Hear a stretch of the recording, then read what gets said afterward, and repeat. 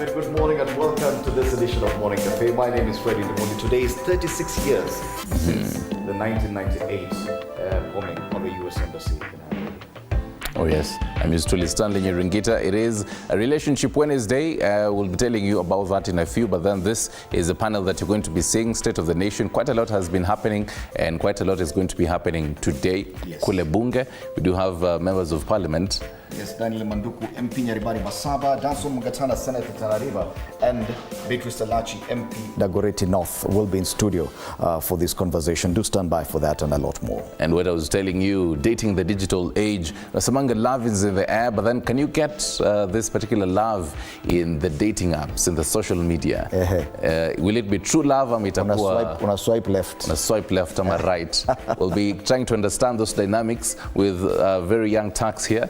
3 ladies, 3 gentlemen, so stick around for that. And because it's a Wednesday, tunakufunza kupika, Chef Brian will be right here with us. Right. Tasty Wednesday. Tuangalie magazeti yanasema nini? 10 billion shilling club, a tough task awaiting CSs. I know another daily says they've already been approved, but the nation is in waiting. That's a big headline on the front page of the the Standard this morning. On the Daily Nation, US ignored Kenyan intel on bombings. Yes. They go with that. Going back to the 1998 attack. Yes. 1998 ulikuwa wapi? Nilikuwa na rob mahali. I was roaming somewhere. That's all the information you need to know. Okay. Taifa Leo wakoruzana. One-word headline. The photo there of President William Ruto. Kama ako karibu kumkwaruza. The photo play there on the front page of Taifa Leo. Banks tap 4 trillion shilling in CBK support on cash crunch. That's a headline on the Business Daily this morning. Right. From Business Daily to People Daily, what you alluding earlier. Kenya's big laundry. Yes, wameosha watu mwosho mmoja. This headline talks about the House team approving all of President William Ruto's nominees to the cabinet. That's on the People Daily. Squeeze wafichi. Wanatokelezea tu na wanasema iko hivi. Wanataka kusema. Wanasema inside sources wetu wanasema ishaenda. On the Star, Kenya faces Djibouti and Raila's AU job hunt. This should have been in the inside pages surely. And then 5 arrested in connection with Ruaka robberies. Pengine unajua mmoja wao pale wakiwa mkono. Angalia vizuri. Across the border in Uganda, of course, matters education on the front pages of the dailies this morning on the Daily Monitor. No degree, no teaching. This is a proposal contained in the National Teachers Bill of 2024, tabled in Parliament by State Minister for Higher Education John Chrysostom Muyingo, in a move to plug defects in the education system, especially in primary schools. Wow, and they're talking about a 14 million shilling penalty if you go against this. Yeah? But this is just a proposal in Parliament. What do you think about it? No degree, no teaching. Hawataki walimu wenye hawajasoma. Yeah? Okay. And that's the only story on the front page of this daily. Yes, against a white backdrop, still matters education. Making big news in Uganda on the front page of New Vision.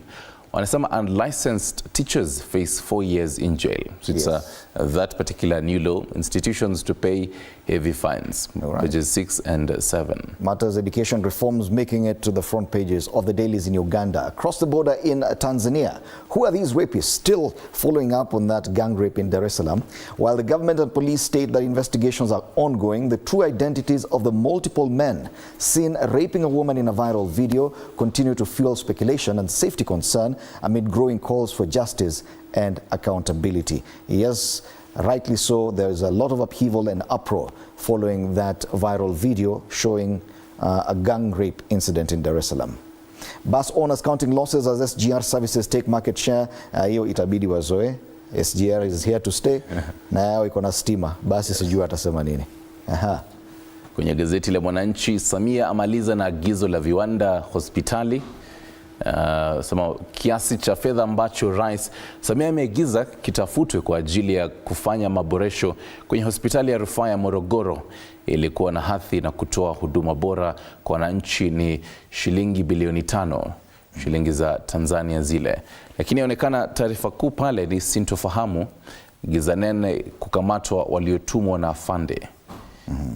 Na ni kuhusu habari ile iliyo kwenye gazeti ya Citizen. Licha ya kuwepo taarifa ya kukamatwa watuhumiwa wa ubakaji wa msichana mkazi wa Buza, umma washinikiza kuwafahamu na hatua walizochukuliwa. The public in Tanzania is demanding to know the identities of the culprits or the suspects in that gang rape incident. And that story features on the front pages of both Citizen and Mwananchi. Let's come back home and take a look at the traffic situation in Nairobi. Hii inaonyesha maeneo ya Kasarani.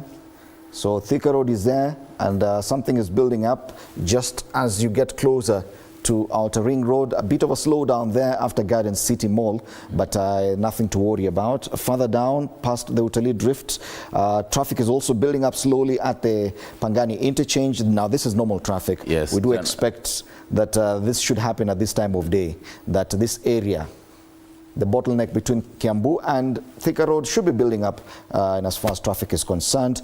Jogoo Road is looking smooth at this time of day past Makadara, and even City Stadium roundabout is actually zero traffic. But there's traffic along Haile Selassie Avenue between the Bomb Blast Memorial as you go down to Marikiti. A bit of traffic there, a bit busy this morning. Further down, Imara Daima all the way to town looking good on Mombasa Road and the Expressway. Langata Road looking good as well. Even the Southern Bypass, no incidences reported this morning. Ngong Road all the way to the City Mortuary roundabout is looking clean. And on Waiyaki Way, all the way from Kabete past Kangemi, ABC Place into town, looking good. So yes, it's a bit early, 7 minutes past the hour, but the traffic situation, apart from what's happening in town and the usual culprit, which is Pangani interchange, everything else is smooth all the way. You'd mentioned about the Bomb Blast Memorial. Yes, sir. And I'm just thinking today there might be some activities around this area just to commemorate this day. Yes, and you can see that's a spot. August 7th Memorial. Traffic already building up. I'm sure there'll be a lot of activities around the area as they mark the commemoration 36 years on. Right. From traffic, let's take a look at the weather update from different regions. Tuanze na Mombasa. As of 6 a.m., it's 24 degrees Celsius. This promises to get a bit warmer, but then it's going to get warmer and also manyunyu, yes, wet was the word I was looking for. 26, as high as 27 degrees Celsius. Kutakuwa na mvua kidogo pale Mombasa. Tuangalie Kisumu. 20 degrees Celsius is the weather right now in Kisumu. This is going to get as hot as 28. There's no rain for today in Kisumu. No wetness. If you need wetness, you go to the lake. In Nairobi, tuangalie if there's going to be any wetness. 13 degrees Celsius is as at 6 a.m. This is going to get as high as 24. This is relatively warmer than what we have used to see in the recent weeks. So that is how the weather is going to be like in major cities in the country. Right. Let's take a look at the diary for today. You had alluded earlier for what is going to be happening in the National Assembly. So you do expect the Committee on Appropriations of the Committee on Appointments will be filing that particular report, vetting the cabinet nominees, and then we're going to be expecting them to debate this particular report a little bit later on. So do expect quite some fireworks in that particular house later on today. Then we're going to be having a couple of highlights for today. Higher Education and Research Principal Secretary, that is Dr. Beatrice Muganda Nyangala, will be addressing the media today at around 10:30 a.m. on matters state of education, so stick around for that as well. Into the sports desk, semi-finals of the Kenya Secondary Schools Sports Association will be happening today at the Gusii Stadium in Kisii County, and then followed later end of this week for the finals. And then in Paris Olympics, so at around 12 p.m. today, 5,000 meter silver medalist Jacob Kropp will be joined by USA-based Edwin Kurgat in heat one of the 5,000 meters men's round. 1, and then 28-year-old Ronald Kwemoi will be in heat 2.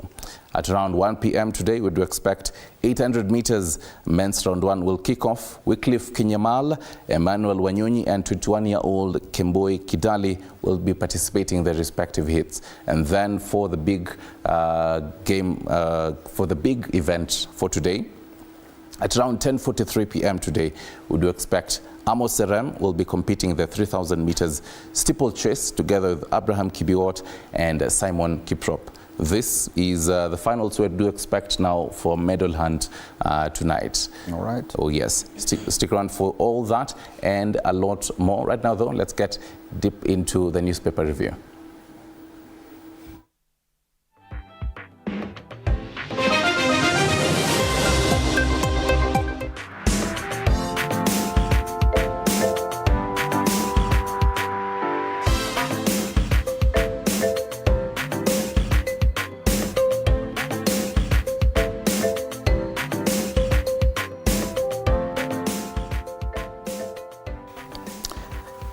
Right. All right, and we start off with the Standard this morning. That's a big headline on the front page of the Standard. Yes. Talk about Matters Cabinet.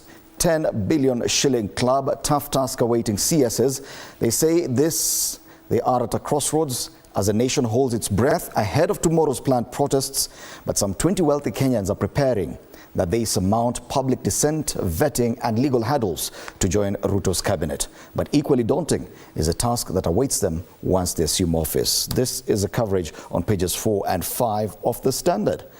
The Standard also makes mention of a controversy that almost ruined Kenya's golden night. Yes. I tell you, Matters Olympics, and currently Kenya only has 3 medals, 1 gold medal, 1 silver, 2 bronze medals. There you have an image of Faith Kipyegon, who won silver in the 5,000 meters women's race. Moments later, after winning this, she had been disqualified, but at least by midnight on Monday, Yes. the medal had been reinstated. So Kenya, only 3 medals so far. Meanwhile, the US has about 24 gold medals. Other stories on the front page of the Standard. The Deputy President makes it back to the front page. Live up to your office, MPs tell GACHAGUA. A section of Mount Kenya MPs have openly criticized the Deputy President's leadership style, urging him to embody national unity befitting his office. Another story, fugitive Triton boss Devani in court over 7.6 billion shilling oil graft case. And in business, cheaper loans on the way as CBK cuts rates. That's positive news. Yeah. On the top strip of the Standard, they make mention of this famous singer, Shari Martins. I don't know if you have ever heard. He used to be very popular back in the day. Okay. Shari Martins. All right. Rafiki pesa nilikuwa na rafiki yangu, rafiki pesa tulipendana sana. I tell you, Shari Martins, Rafiki Pesa song maker bows out and he makes it to the front page. New plan to split Kenya Railways, also on the front page of the Standard. And finally, Matters Bangladesh youth, they want Yunus to lead. And that story is on the international scene. That's the Standard this morning. On the Standard, tuangalie Daily Nation.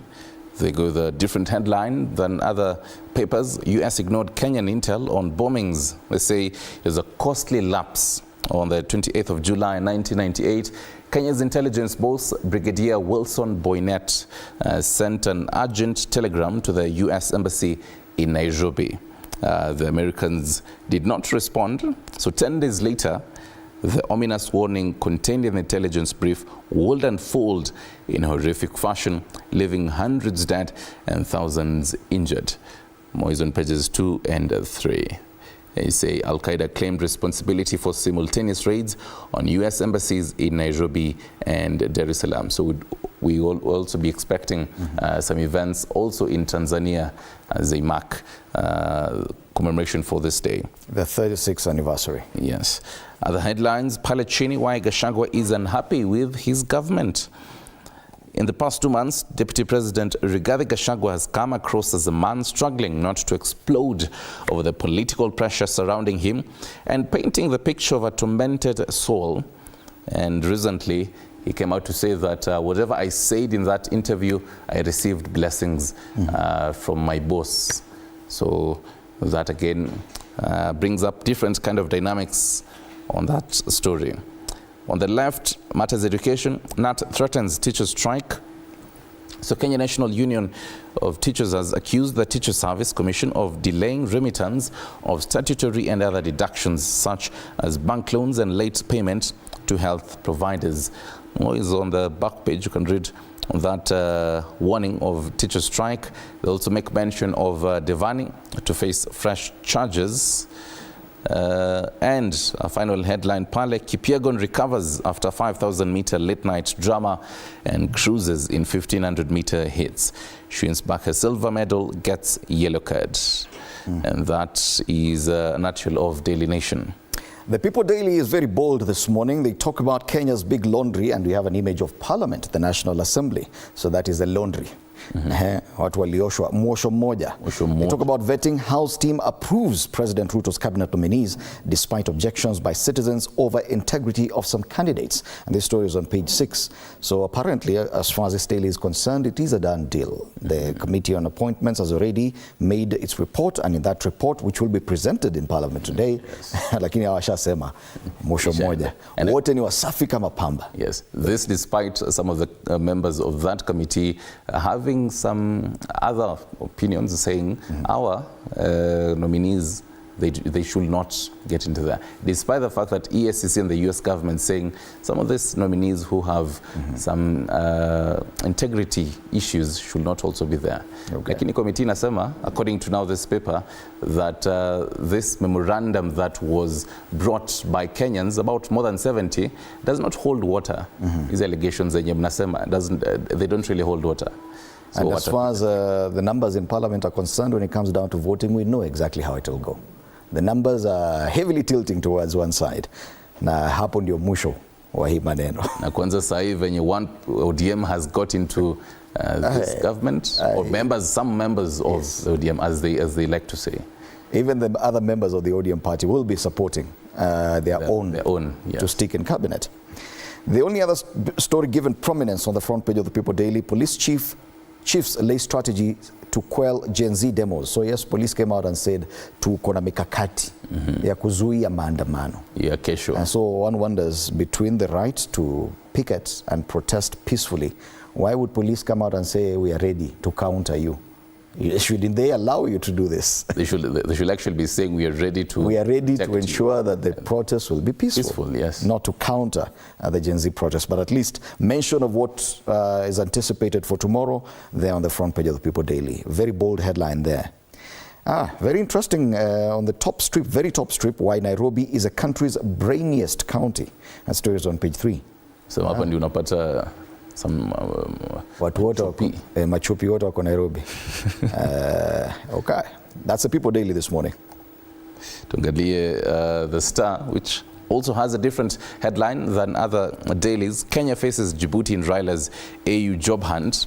So the test on diplomatic prowesses, Odinga battles it out with Djibouti's Ali Yusuf. More is on pages 4 and 5. Lakini pale juu, a conversation we were talking about I think some weeks prior. Why 352 bank accounts? Senate team asks during Lusaka questioning. They say some mind-boggling number. A whole county has about 352 bank accounts. And remember you asking, how do you even manage 352 bank accounts? If you were to employ even 352 people just for that, that's just too much. That is fraud by itself.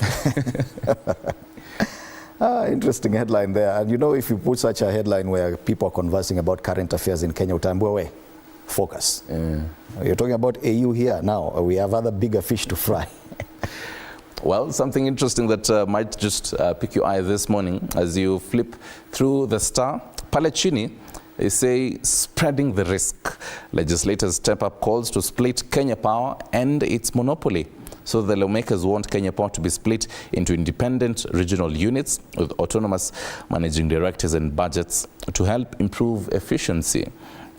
Members of the Energy Committee of the National Assembly on the farm divided along the 8 provinces that existed before the current constitution. Is it the right step? That's one of the big questions that we're going to be looking at and seeing. The fact that we talk about austerity measures, will this improve that? And the mention of Rigathi Gachagua. Court blocks arrest of Rigathi, allies of a probe into arrests until the 17th of September. That, in a nutshell, is on the front page of the Star. Wakwaruzana ndio habari kuu kwenye ukurasa wa mbele wa Taifa Leo. Nasema naibu rais sasa adai matamshi yake ya kutatanisha yalipata baraka za rais. Asema haogopi kufurushwa serikalini. Na picha pale inakaa ni kama kidogo amgwaruze. Kidogo naibu wa rais atamgwarusa kwa uso pale. Kwa wake. Ule jamaa amepanga hii picha.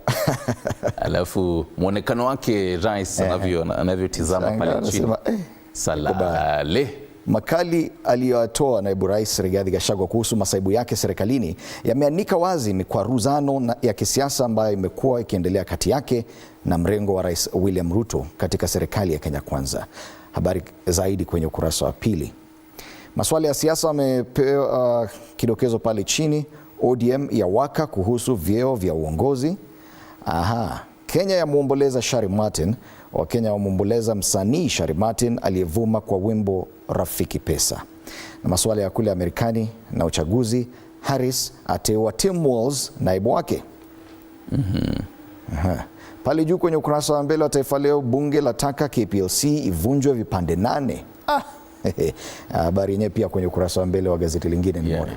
Ya kushangaza hiyo. Na Chebet azolea Kenya dhahabu. Dhahabu yake ni ya pili Olimpiki baada ya ile ya Vivian Cheruiyot mwaka wa 2016.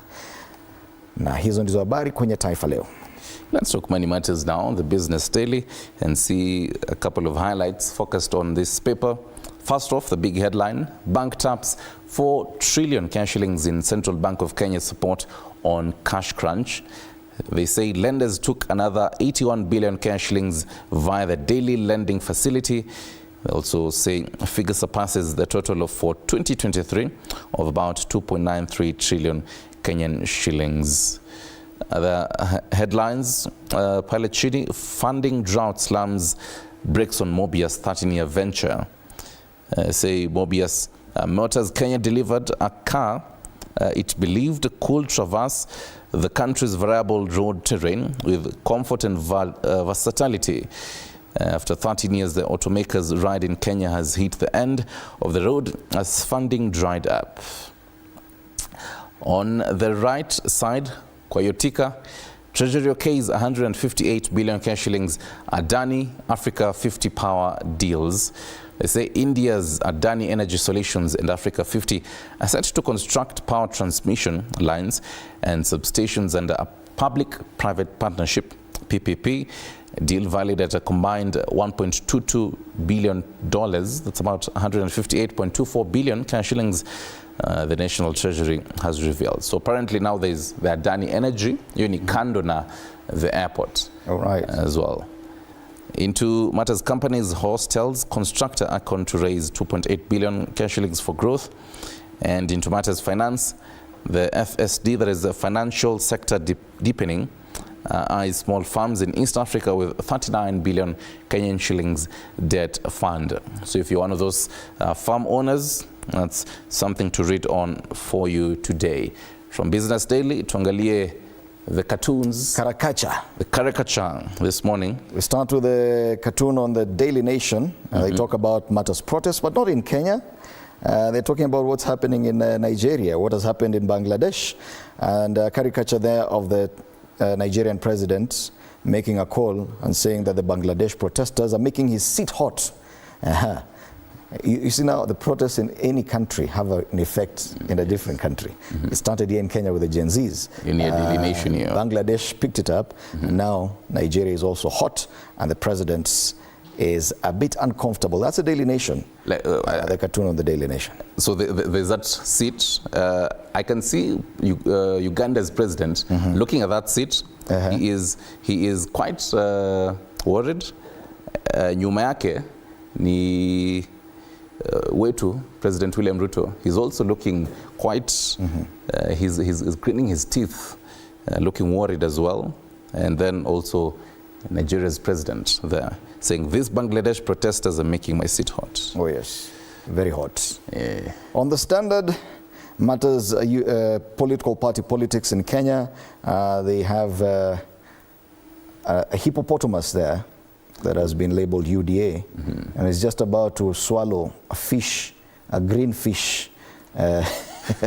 ANC party. Yes. So even as UDA goes through a lot of its own internal chaos, ANC has resolved to dissolve the party and merge with UDA. That's Kenyan politics as it is. I'm wondering if there are other fish roaming around that are labeled ODM that might also be getting near this, the teeth of this big hippopotamus. Speaking about ODM, the oranges are there on the next cartoon. Yes, yeah, People Daily, Stanu's take.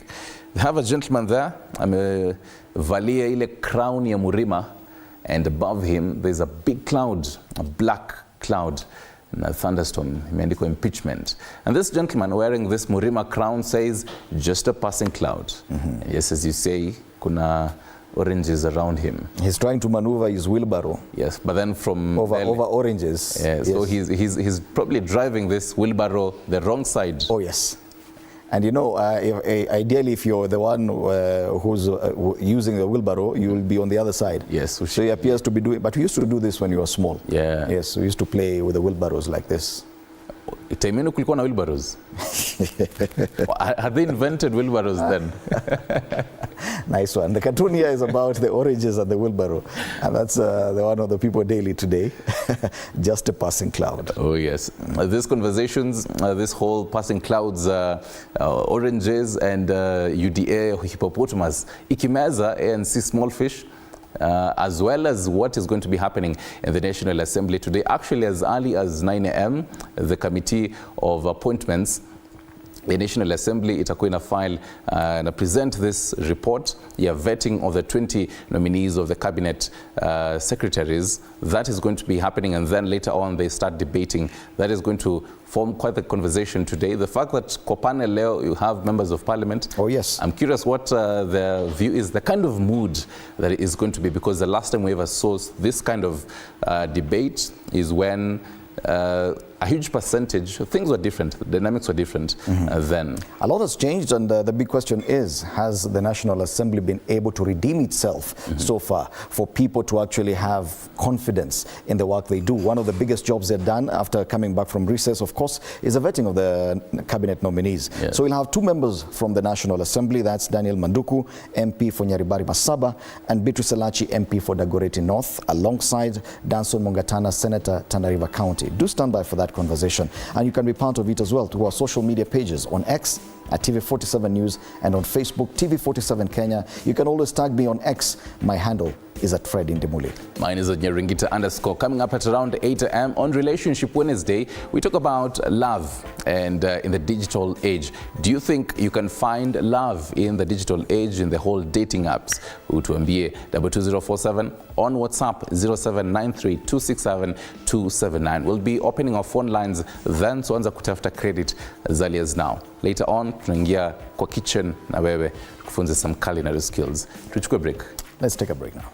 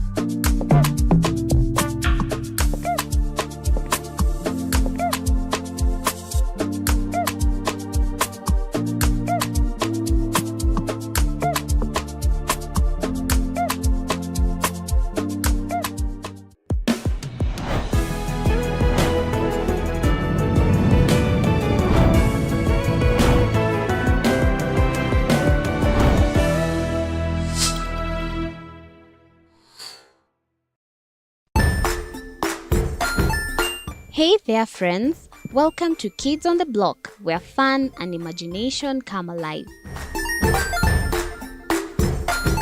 We dive into magical world filled with exciting adventures and awesome friends. What position were you in? I was number 2. What position were you? Number 1. He decided to cross the bridge by his house and look for food on the other side. We're going to do half cup of chocolate chips, and the other one, we're going to do half cup of the blueberries. So, grab your imagination hats and get ready to explore with us. Join us every Saturday at 9 a.m. for new friends, amazing stories, and tons of laughter.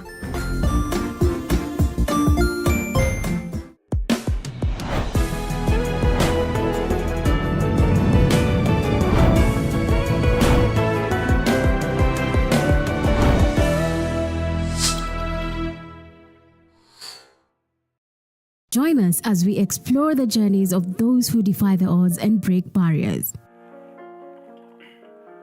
We dive deep into the stories of triumph. Sometimes when parenting a child with a special need or whatever disability, family life becomes a bit complicated and you may end up raising the child on your own. Here, we inspire. I have a farm which one we showcase with other dyslexic youths and autism, how to farm. Motivate. It's never easy, but what we do, the best thing is to work with another parent who has an elder child than yours. And break through the barriers one story at a time.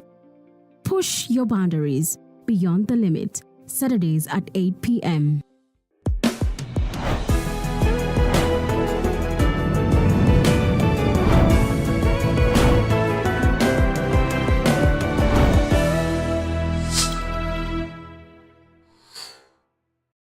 The Grind, where business meets brilliance. It's not just about the ideas. I was working as a shampoo boy. I used to wash clients' hair on the sink. It's about making them happen.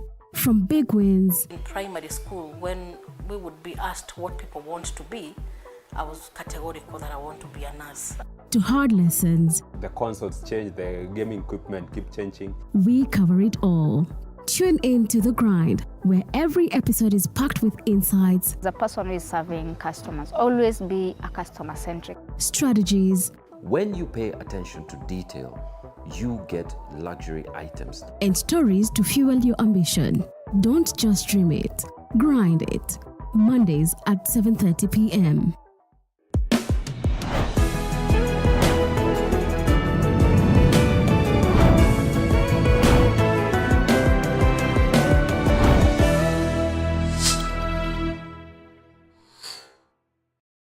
Jiunge nasi tunapoangazia safari za viongozi bora.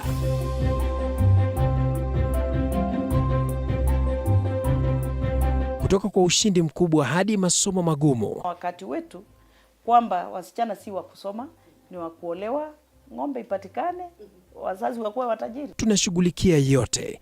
I wish I were a better investor. My parents taught me how to look for things for myself. Tazama Mfahamu Kiongozi, ambapo kila kipindi kimejaa maarifa, mikakati na hadithi za kukuza azma yako. For me to succeed, I have to fight. Kila Alhamisi saa 1:30.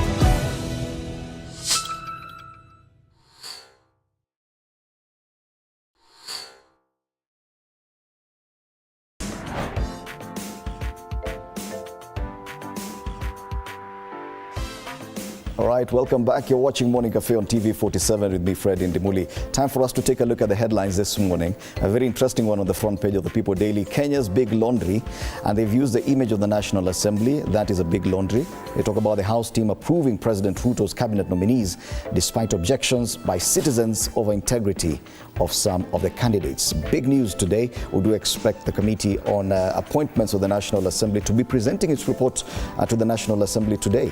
But according to the People Daily, it's already a done deal, and hence the headline, Kenya's big laundry.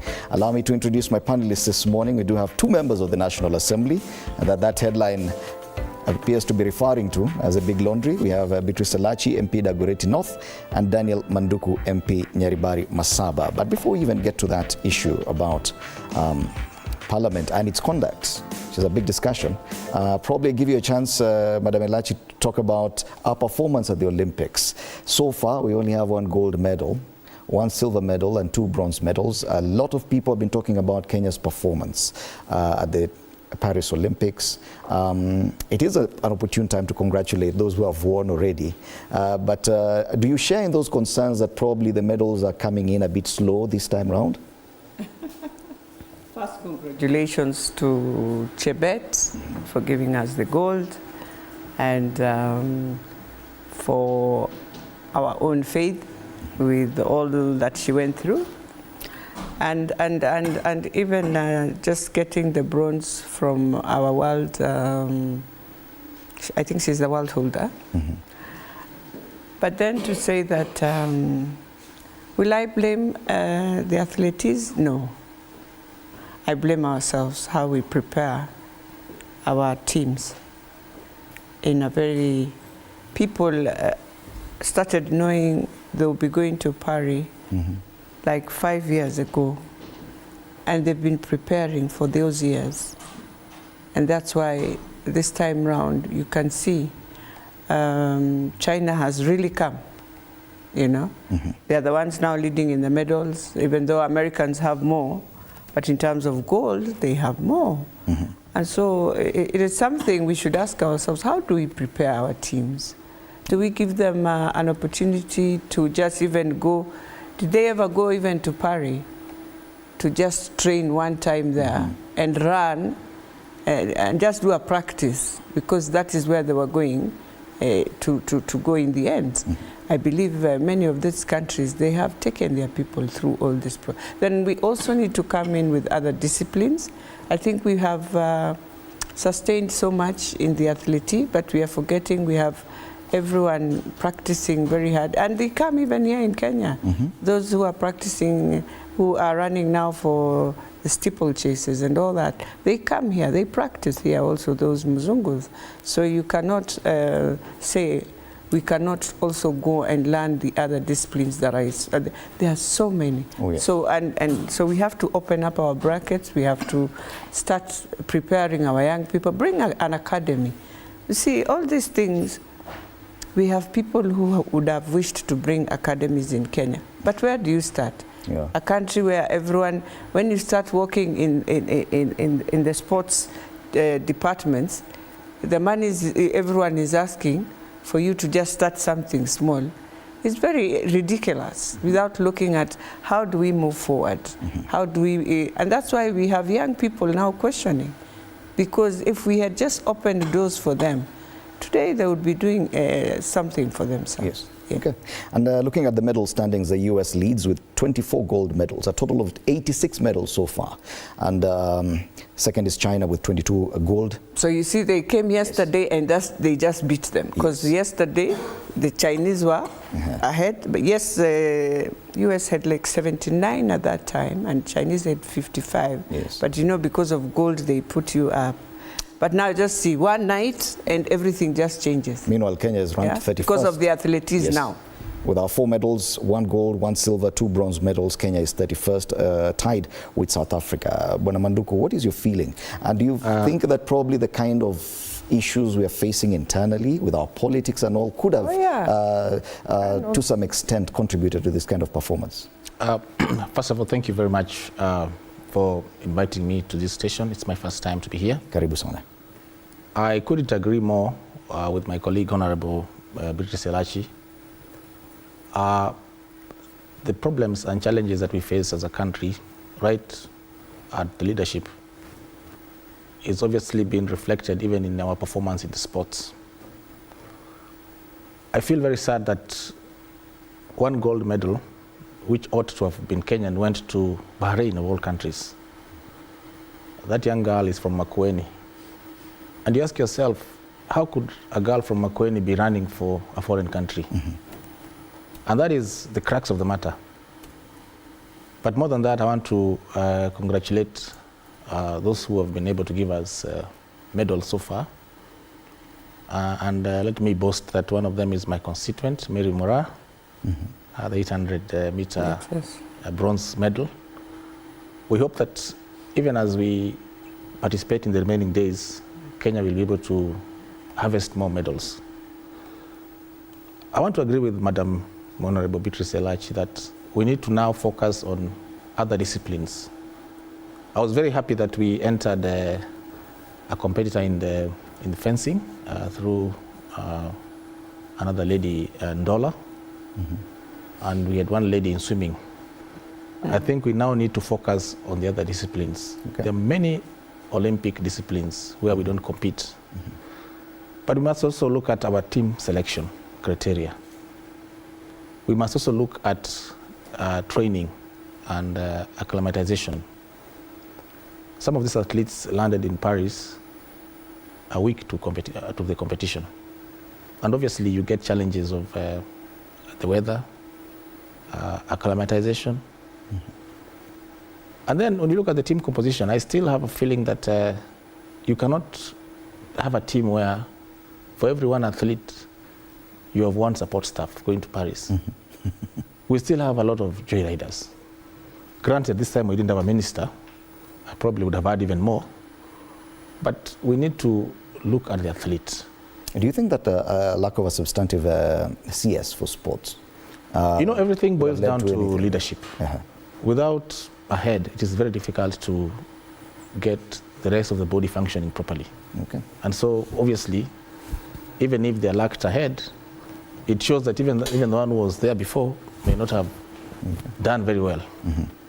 Okay, and of course we do expect some one or two gold medals, or at least additional medals coming up. Yesterday we saw Julia Siego at least qualify for the next step in the javelin competition, and we also expect the 3,000 meter steeplechase for men to be held later, and of course that is where we do expect one or two medals at least. You mentioned Bahrain's Winfred Yavi, who's a Kenyan-born athlete who won the 3,000 meter steeplechase for the women at the Paris Olympics. That's as far as Olympics are concerned. Let's come back home and take a look at the dailies, and a lot of focus on what's happening in Parliament today, both on the Standard and the People Daily. The Daily Nation has decided to go with a commemoration of the 36th anniversary of the 1998 bomb blast. But the big story, of course, is on the cabinet. They're being called the 10 billion shilling club. On the Standard, the front page. Tough task awaiting CSs. As the nation holds its breath ahead of tomorrow's planned protests, some 20 wealthy Kenyans are praying that they surmount public dissent, vetting and legal hurdles to join Ruto's cabinet. But equally daunting is a task that awaits them once they assume office. That's the Standard on the People Daily, Kenya's big laundry. Now, if we could just look at this, and you're both members of the National Assembly. After June 25th, the events of that day, it would appear that that was a huge indictment on the conduct of the National Assembly, which you're part of. Bwana Manduku, you are on record even calling for the dissolution of Parliament going forward. Now we're here and we see the National Assembly, through its Committee on Appointments, undertaking one of the biggest roles after that date, and that is the vetting of cabinet nominees. Honorable Elachi, do you think, or are you persuaded that the National Assembly has been able to redeem itself to the point where public confidence is no longer a problem at this point, especially seeing such a headline on the People Daily? Well, let me be very honest today, and the media will forgive me. You see, when you tell me Kenya's big laundry, then I need young people to come up and start taking. And don't tell me we don't have young people in Parliament. We have them. I need them to wake up and do better than us. But if you tell me you want to see good things, yet even them, they are in positions. You want to tell me in this country young people are not in positions? We are very many. Do you disagree with this headline? I disagree with the issue. Kenya's big laundry. It's not a laundry. No, you don't do that. You don't bring such a headline in the morning. But you can say Kenya's lack of something or lack of just thinking beyond ourselves. But you can't say it's a laundry. What are we laundering? Money? No. Are we nowadays, people are being laundered. We have become human beings who are laundered. It is linked that to headline, the cabinet vetting. I will tell you today, for me, for the first time, I have felt very sad with that headline. I mean, I don't mind, well, the 10 billion club, you can justify the 10 billion club, you know. I have no issue with this one. But I have an issue when you say, you see, somebody abroad will think we are laundering money. By the time they understand it is people you're talking about, they will tell you Kenya is laundry. It's a big laundry of money. It is an interesting word play, Bwana Manduku. Yeah, you might think it's a very catchy word, but let me tell whoever did that headline, that one you're telling the world we are laundries of money. Okay. Because there's nowhere in the world people know that you can laundry a human being. You can't put them in a laundry. Are you as offended as Honorable Elijah? I think I've learned never to be offended when it comes to matters of politics. But let me say this. You see, the Committee on Appointments has just completed its vetting process. And the vetting process is very well captured in law. And to the best of my knowledge, and having watched many of those nominees go through the committee, I want to confirm that in as much as the law is concerned, it was followed to the letter. In fact, for the first time, I saw the Speaker and members of Parliament sit through and burn the midnight oil. But more than that, let me also say that this Committee on Appointments is composed of both members in government and those in the opposition. And so, in a sense, we are all represented. This report is yet to be tabled in the House. In fact, I don't know where the journalists got a copy of it to insinuate that we are a laundry. I know. But let me say this. There is what Kenyans expected from the president. And one thing they expected is that he would appoint new faces. He would appoint people who are not his friends. He would appoint Mama Mboga. He would appoint Boda Boda. He would appoint some poor man. And I think this catchy headline is coming on the background or the backdrop that the expectations of the public have not been met insofar as the names that were presented for nomination were not in line with what the public expected. But the report will come to the House, and we are going to look at the names and the report and then debate on it. I have not seen it myself, and so I am not in a position to make many more comments. Yet the concern has been that the process of vetting cabinet nominees, and we can go as far back as 2022 when the President William Ruto's initial nominees were vetted, that this process in the National Assembly is simply used to sanitize people who even have questions over the integrity hanging over them. And that's a concern, Madam Elachi, that the vetting process is not as consequential as it should be. Do you have concerns? Do you share in those concerns? Well, yes, I can share in the concerns, and I can say, as Manduku has said, Honorable Manduku, that we've not seen the report. So even debating it and saying anything might be wrong for us, because we don't know whether also the vetting committee has agreed on everything or they have. But as you say, yes. I think the vetting, and one of the things that I will say is that when we look at how we ask our questions, maybe it is, do we do research? Do we need to do more research so that when I'm asking based on the docket, not the normal just questions. And anyway, why should I ask you the normal questions? Why can't I ask you the ethical questions? Because everyone runs away from asking very tough ethical questions.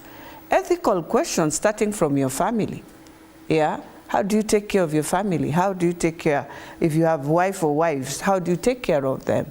Why is it that you, because that's what in Europe they ask. In fact, they know in terms of your credentials and all that is okay.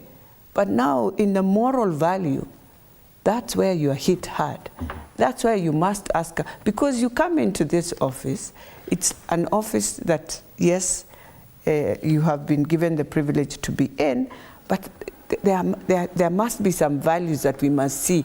And since you have been always in the public offices, so I should look that track record and get to know what legacy have you ever left that any Kenyan, wherever he or she is, can say, this is exactly what so and so did.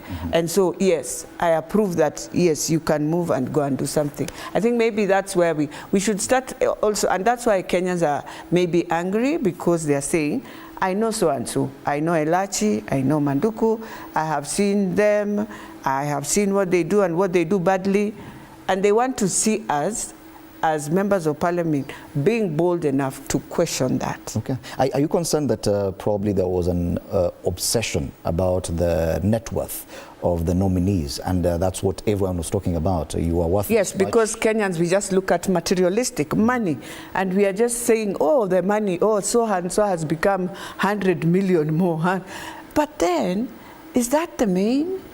When they were coming in, they still had the money anyway. And anyway, you're talking to guys who have been in these positions for a while now. 30 years. Yeah. So 30 years, you cannot expect to do a wash for you to get 30 immediately. So, and that's another thing. We should come out of that. That's why I'm saying we lose when we just question the money bit, but we forget the ethical side of it. Is very critical, because that is what guides this person and what he does wrong. Okay. In his values, that's what guides him. That's why he never cares whether he's in a public office. That's why he will come there and just say, yeah, I have 30 million. But nobody has done research. Fine, you've been there for 30 years, you have this, and then we have refused also to bring in critically a question of, when I am filling in my wealth, can I explain that, yes, in my, I won't explain but broadly I would say, I have done this, my companies are this. You see, we don't even ask the companies, so that you know whether you are telling us 100 million, yet you went back to government to breach. That's what I was saying, you breach, and you become the one who is doing the business where you are. Okay. Yeah. And that is why, that is where Kenyans get angry, but also Kenyans must start learning to do more research and say, while you tell us you have 100 million, we know that you got it from a government tender that was this. Now, why you are questioning? But the question is, you are questioning. Committee. You are questioning. But then I want us to go beyond that just questioning. I want you to do, see, you want to know and you want to show him that exactly why we feel. Isn't that the work of the appointments committee? That's why the work that we expected? That's why I'm saying they needed to do that research. Okay. But also, as I bring in my documents, if I am honest in myself, I will come and I'll say, I have 10 companies. In those companies, either I'm a shareholder in it, or this one I am with my friends, or this, and this is how our wealth has grown. Okay. Yeah. Nobody will do you have that. Concerns about, even as you anticipate the report, concerns about how the vetting process was conducted? I think what is coming out first is that we probably need to amend the Parliamentary Approvals Act and make it a bit more watertight. But even more than that, let me tell you something, that of all the nominees, this bunch received the most public memoranda. But then there were instances of disappointment because you find that many of these memoranda did not comply with the law. You see, if I'm complaining about my friend Honorable Beatrice Elachi, the first thing is I should even sign the memoranda. Yeah. Some of them were not even signed. Many of them. And then I must attach some evidence. And some evidence must even be commissioned by a commission of oaths. And so even at the preliminary levels, most of these were thrown out because they cannot stand the test. So public participation is already flawed in the manner it's conducted? No, it's flawed. I think the public does not follow or know what it requires to do when it comes to making memoranda. And then you'll be surprised that many members of the public took this opportunity to ask for jobs. You know, I would write and say, my name is Dr. Manduku. I'm qualified to be Minister for Finance. Please give me the opportunity. Now, do you call that a memoranda, really? And there are not a few. There are hundreds of them. And so the public also needs to be more proactive, not on social media or not on Facebook, but in actual submission of memoranda in accordance to the law. Okay. The Parliamentary Approvals Act, I think it is section 6(9), that gives you the steps that you ought to follow. Okay. And so even before the nominees were vetted, half of the memoranda could not stand. Okay. Okay. Let me take you back to your initial feeling that following the events of June 25th when Parliament was breached, that probably it was time to dissolve Parliament. Now, when you see such headlines questioning the integrity of the House, are you persuaded that what you felt then has changed enough to ensure public confidence this time round, even as we anticipate this report? What I said, and I'll repeat again, is that the public had lost trust in we, the elected leaders. And in my thoughts, which I still hold very dear, the only way to redeem that is to go for a fresh mandate. Now, my friend Beatrice Elachi and others will argue that there's no provision in law. But I also argue, although I'm not a lawyer, that we can create that provision if it lacks, if we are serious. And the idea here was to show that we should think of country first, not us. Of course, none of us wants to go home. But then, what is the right thing to do? And I still believe that the public does not have trust in Parliament. And we can argue until tomorrow. Okay. Oh, we are not arguing. But then time will tell, and I'll be vindicated. Not arguing. Very soon I'll be vindicated. When you start seeing the number of recalls, once the Independent Electoral and Boundaries Commission is constituted and fully in action. Okay. I pray that my friend Honorable Beatrice Elachi is not recalled. No. You see, I will come back, Honorable Elachi. I'll give you an opportunity. Let's take a break. You're watching Morning Cafe. We'll be right back. I won't have an issue.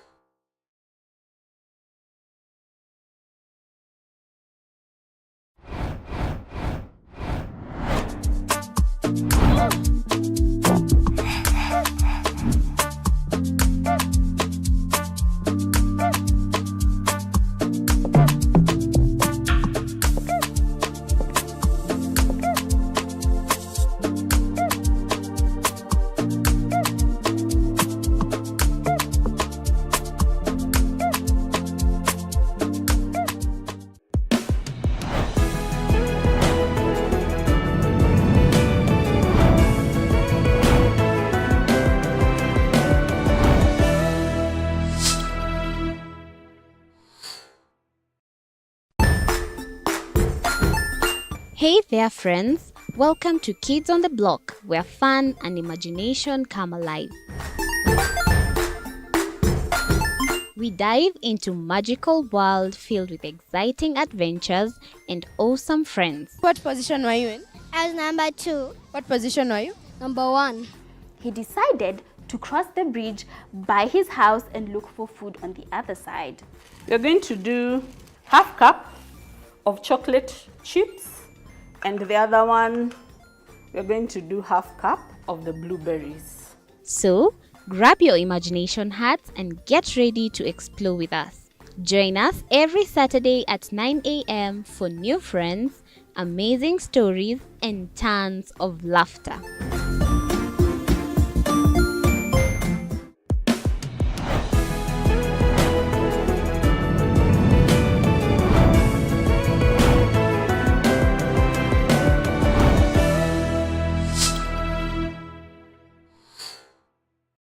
Join us as we explore the journeys of those who defy the odds and break barriers. We dive deep into the stories of triumph. Sometimes when parenting a child with a special need or whatever disability, family life becomes a bit complicated and you may end up raising the child on your own. Here, we inspire. I have a farm which one we showcase with other dyslexic youths and autism, how to farm. Motivate. It's never easy, but what we do, the best thing is to work with another parent who has an elder child than yours. And break through the barriers one story at a time. Push your boundaries beyond the limit. Saturdays at 8 p.m.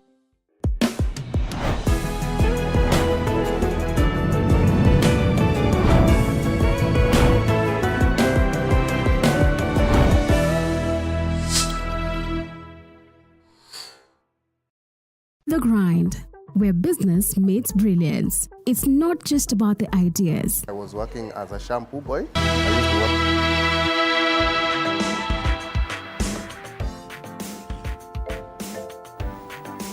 Welcome back. You're watching Morning Cafe on TV 47 with me, Fred Indimuli. We continue looking at the big headlines, and of course the one that has attracted our attention this morning, it has caught our attention definitely, is the big headline on the front page of the People Daily. 3 words, Kenya's big laundry, with a picture there of the National Assembly. They're talking about the vetting of cabinet nominees and the expectations. The report is yet to be tabled before the House, but it would appear the People Daily has already gone ahead, and in anticipation of that, they say House team has approved President Ruto's cabinet nominees despite objections by citizens over integrity of some candidates. I'm still in studio with my panelists, Honorable Beatrice Elachi, MP Dagoretti North, the Honorable Daniel Manduku, MP Nyaribari Masaba, and now joining us, Honorable Danson Mungatana, Senator Tana River. Karibu sana, Senator. Asante sana. We've been examining the conduct and the public perception, that is the image that the National Assembly is facing. And it would appear there's a deficiency of trust, even in as far as the integrity of Parliament is concerned, especially the National Assembly. In as far as the vetting process is concerned, and Honorable Manduku had earlier, I think a month or so ago, even suggested that with what is happening, probably Parliament should be dissolved and all members sent back home to seek a fresh mandate.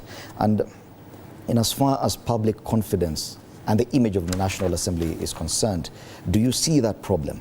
That probably the public confidence is too low for even the National Assembly to undertake such a huge role like the vetting of cabinet nominees? Thank you for having me, and thank you for those who are listening to me. I just wanted to say this. First of all, going back to history, we are doing better than we did before, okay? The reason I'm saying this is because I'm the one who brought that law, parliamentary approval, public public appointments parliamentary approval vetting act. I'm the one who was the author of that law. Okay. And if you look at what was there before, we didn't have any form of vetting. The president could wake up, appoint anybody he thought would be a cabinet secretary, then we used to call them ministers, and it would be okay because the constitution allowed it. So from where we were to where we are, I think Kenyans listening to me should know that we have made a step in the right direction. But yesterday in the Senate, a lot of people were also feeling that we needed to make amendments to the same law again. For example, the time that is required for vetting is too short. A lot of people were feeling we need to give it more time. For example, agencies like the EACC, agencies like the DCI, how quickly can they give the results that is required, interact with the nominees, okay? So something needs to be done, an amendment probably to do something about the act to make the process better. I don't think we should really be blaming members of parliament. I think they are following a process which is there in the law. So if the process isn't sufficient, then the question that we should be asking ourselves is, can we improve on that law? Personally, if I'm asked today to redo that law, I'll probably do it a bit differently. What different thing would you add there? For example, the nominees, instead of following the way the Americans do it, you know, the Americans, they do it the way we do it, except that they don't take it to the Congress, which is the equivalent of National Assembly. All the vetting goes to the Senate, and the Senate is old people's home, so they are not in a hurry. You cannot tell them anything, and they take their time, and they are very thorough, very thorough. But I would probably do it differently. I would probably say we should reconstitute a panel that is made of the people themselves, that is direct sovereign power, so that you have, yes, members of the parliament who have donated authority from the people, so that we have senators, we have MPs, National Assembly members, but then we have other people who are wielding constitutional powers, like judges sitting there. You see, the judges of the Supreme Court, for example, to sit in that panel. And then you have representatives from the civil society to sit on that panel.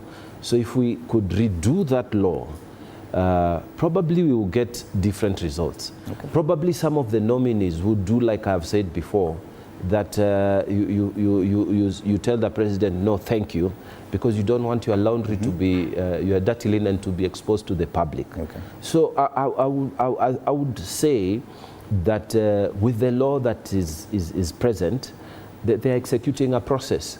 But maybe that law needs to improve. Yeah. That's not to say that the public is not justified in asking some questions about some of the, because for example, Fred, if you tell me how much is your worth, and they tell you 560 million, and then that's it.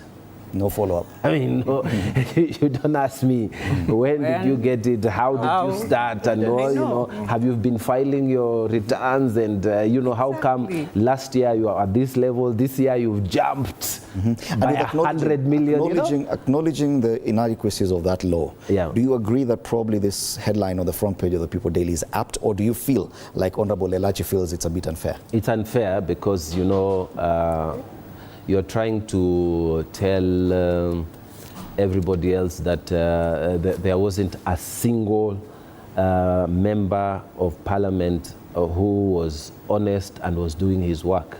You're just saying everybody else was just there to pass, and for sure that is not true, because I personally know some National Assembly MPs who are doing their work and doing the best they can within the circumstances. Okay. So I think but you see, Kenya's newspapers, they just want to make money and attention and so on. So if you are just, you just ignore that and probably try and get the content rather than the headline. I would say so. Honorable Elachi, let me take you back to the discussion we had just before the break.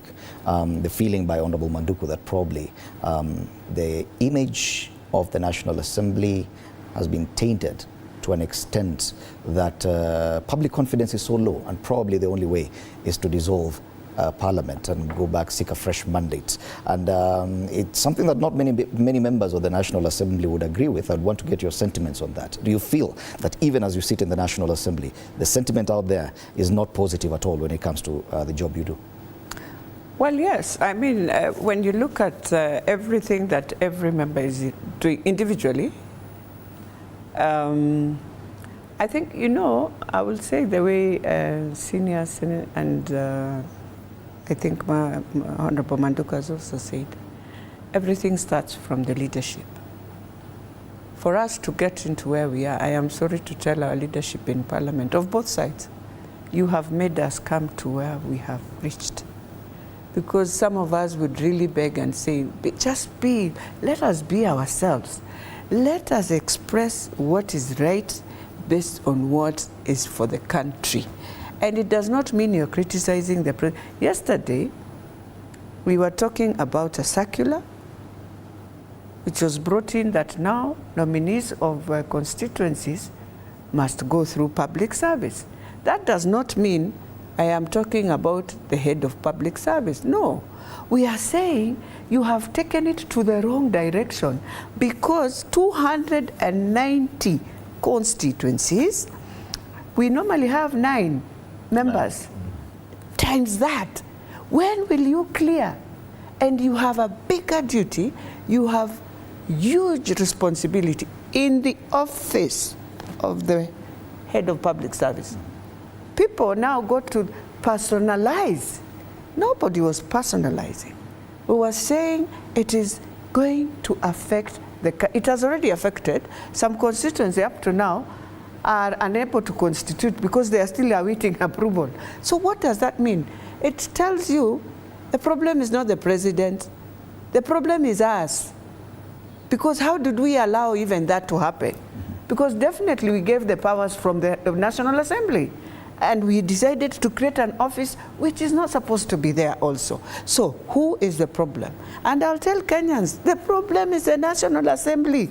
Us, who you gave power of the past, power of approving things, we are the ones messing. Because if we are strict to the president, he will follow. He will have no choice but to follow. But this thing of pleasing, and it is not, who are you pleasing? You are pleasing nobody. It is the country, the institutions that we are supposed to make them function. So our leadership failed us. Okay, and they have made us being abused, everything. Now we are being told we are Kenya's big laundry. Now, because even then, by the time they were going for that vetting, why didn't they create a few other rules? Nobody would have questioned. Why would you create a template? Especially on this one on wealth. Because last year, you were the ones who vetted them. And so you know what they presented when they were coming. So when they are coming this time, be strict a bit and say, oh, fine, in 1 year, please explain to Kenyans how this works so that Kenyans can adapt also to learn how to work that way. And still questions on the integrity or the conduct of the National Assembly, even in some of the core roles, including legislation. We've had a number of your colleagues complain about how the judiciary is acting in as far as some pieces of legislation that have been processed through the National Assembly. And they've had criticism from members of the National Assembly towards the judiciary saying they should do their work. Their work should not be to shoot down legislation that has come through the National Assembly. Yet it is a role of the National Assembly to process this legislation. Doesn't it therefore mean that it is a failure on the part of the National Assembly's doing its role properly, that we see some of this legislation meeting legal headwinds at the judiciary? Bwana Manduku. Our constitution has a clear provision in the separation of powers. And were it not for the judiciary, I would confidently say that the National Assembly would do very many wrong things. Oh, very many. In fact, it is good that the judges each time read what you've passed and make a ruling. And again, it's not all the laws that have been declared unconstitutional or sections of those laws. It is those that the judges have felt in their opinion and based on the law and evidence that the National Assembly either circumvented or did not put adequate provisions as per the law, to ensure that these laws are for the good of the country. The judges, wherever they sit, are also Kenyans, and I believe they have the interests of the country at heart. As my colleague Honorable Elachi said, most of us in that house do things to please the executive, and that is a problem. Even this vetting, I can assure you 90% of those people sitting in that committee were there to please the president, not to please or not to do the right thing for the Kenyans, and that is where the problem starts. And I believe that sometimes, in fact all the time, it is our duty as members of the National Assembly to do the right thing. And the right thing does not mean that we offend anyone. What my colleagues have said, for example, if a cabinet secretary last year was worth 600 million, and this year is worth 700 million, even a standard one child will ask you, how did you get 100 million in 1 year? And yet no one asked that. They ask the routine questions, date of birth, age, school. You don't need that. In fact, none of them asks a question outside the template. In fact, some of those guys, if you ask them who won the gold last night, they will not know. And that is what we call general knowledge. And that is what is critical in running most dockets, because you don't need any other knowledge, because the other knowledge you have it already. It's intrinsic. And that you don't have will be found in the technical officers that you meet in the ministry. As you said before, personal life also. Do you do sports? Do you know how to swim? Those are things that people want to hear also, so that you can also be human a bit. If you ask me questions about architecture, I'll answer you very well. If you ask my colleagues about law, they'll answer you. You don't ask that. Ask him, how do you play basketball? Because I know he's a basketballer. Then you start becoming more human and getting into the personal life. This morning I was listening to the new nominee for Vice President of America. And in his first speech, he spoke more about what the wife does. Yes. A teacher, teacher to 9 years. He was a teacher himself. He coached football. He won the National League. That is what Americans want to hear. They don't care about your degrees. No. But here in Kenya, we care about your wealth, about where you went to school, not even about anything outside that. And I want to agree with my colleague. Probably the vetting of CSs, in hindsight, should actually be done by the Senate, just like they do it in America. Why? Because the Senate, you feel the Senate would have done a better job? Yes, because the Senate does not have... We just do Parliament, both Senate and National Assembly. Because the senators, in my opinion, are more, they're not excited about the power of the purse, like our colleagues in the National Assembly. And so they will look at things differently.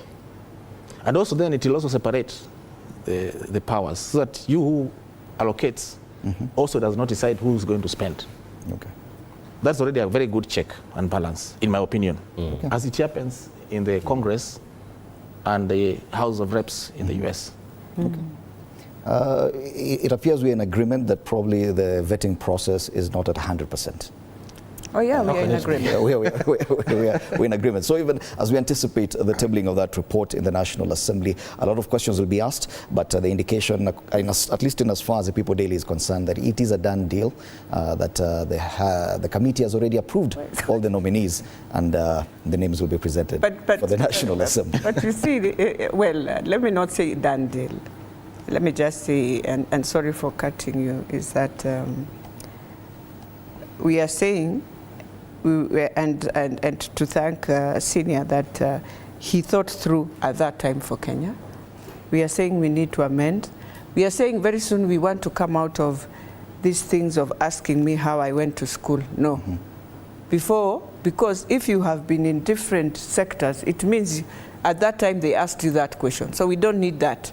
We are saying now we go to lifestyle and we check you properly so that we know whether you are going to take care or you want to go back there to do the same thing, the other one, to go and look for 100 million, so that when you come back, you tell us how worth you are.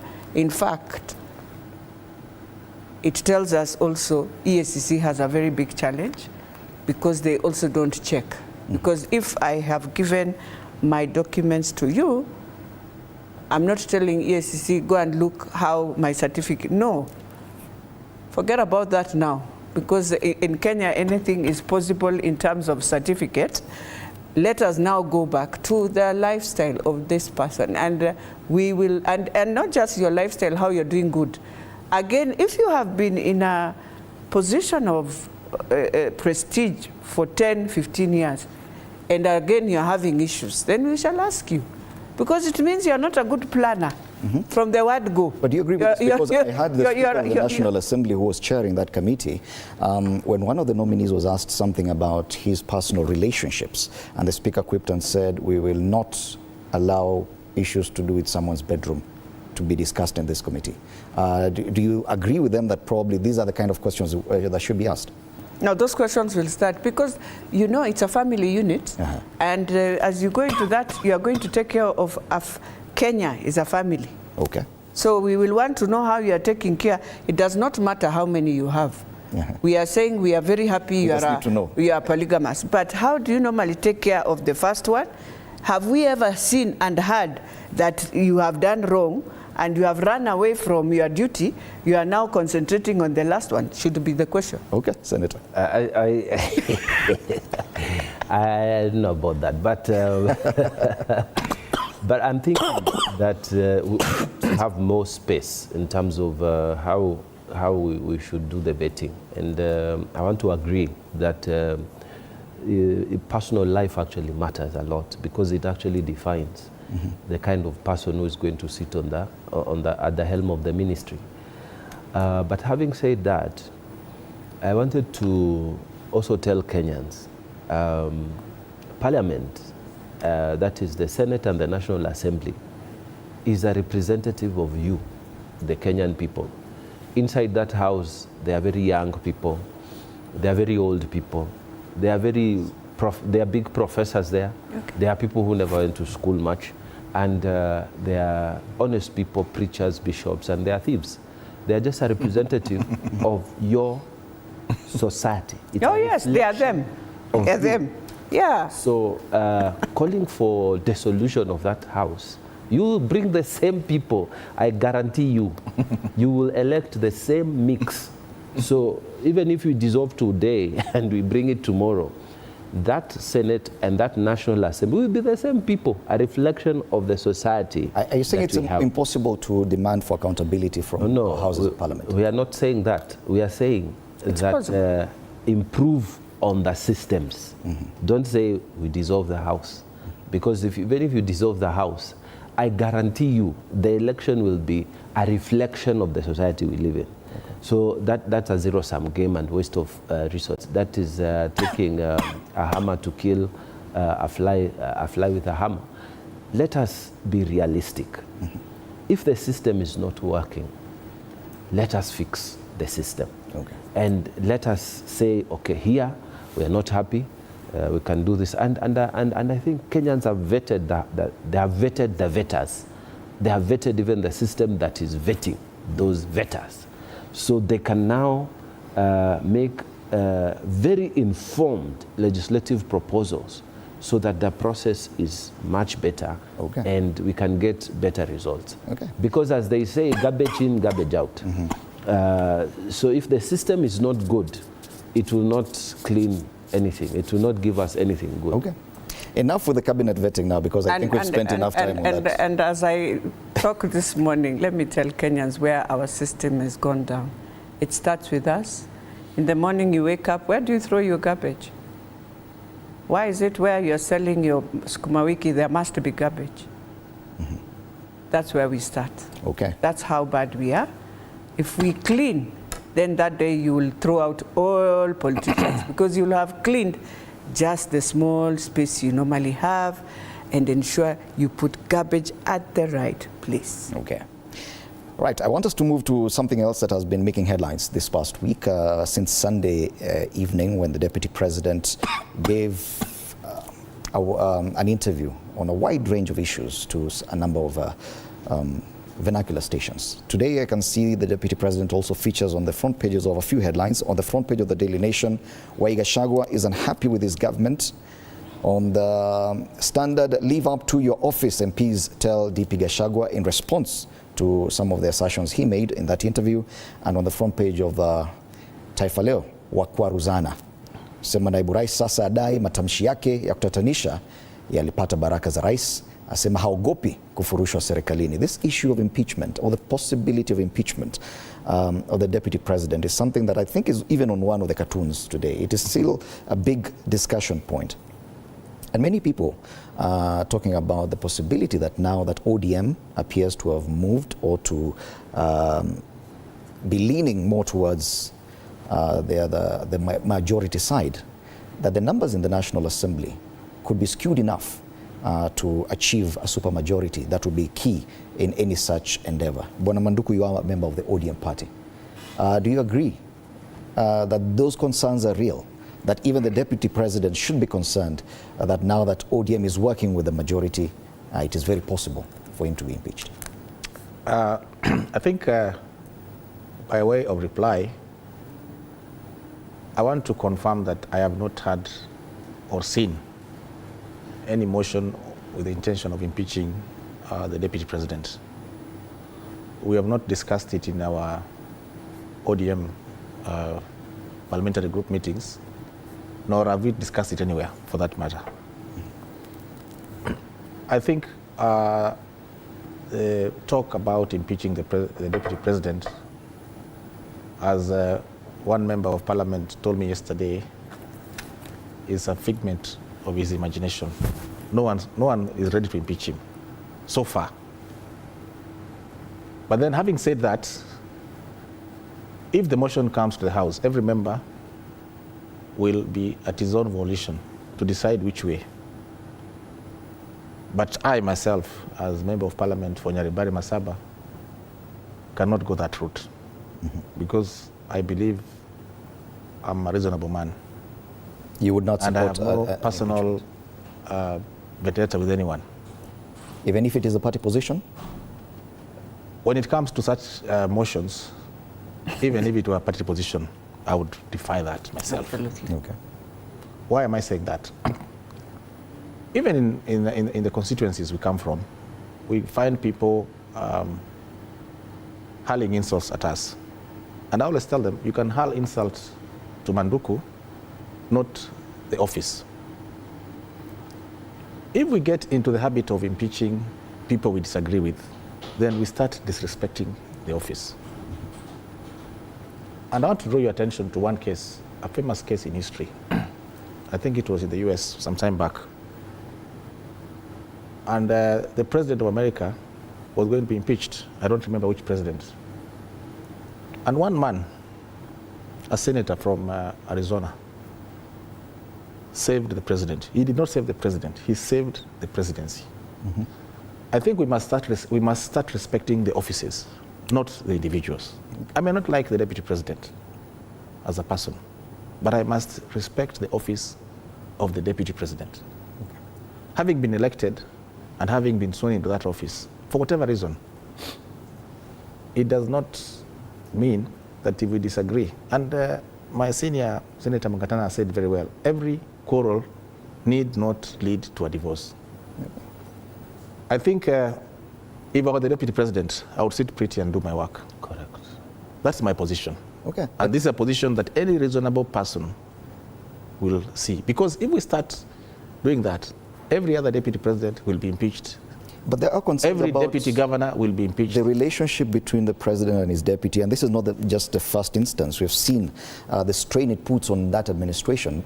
It is barely 2 years. Today is 7th. 9th of August is when we'll mark 2 years since election. From independence, the deputy president or the vice president has never agreed with the president. Yeah. Beginning with Jaramogi Odinga, all the way to Saitoti. We had Murumbi. We had Mwai Kibaki and Moi. We had Uhuru Kenyatta and William Ruto. Now we have William Ruto and GACHAGUA. So we cannot keep impeaching them.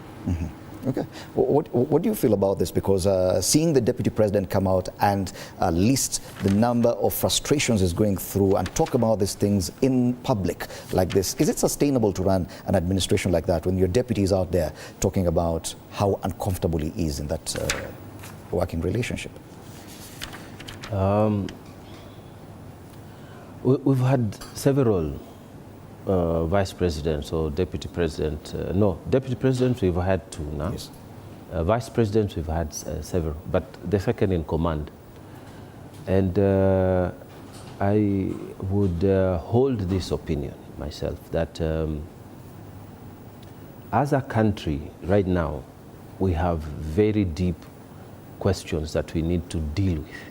You know, the debt situation in the country, is it manageable? What is our fiscal position as a nation? Are we in a healthy position economically? What are we doing about the decisions that have been passed in the Court of Appeal recently that have dismissed the revenue-raising measures on the Finance Act 2023, Finance Act 2024?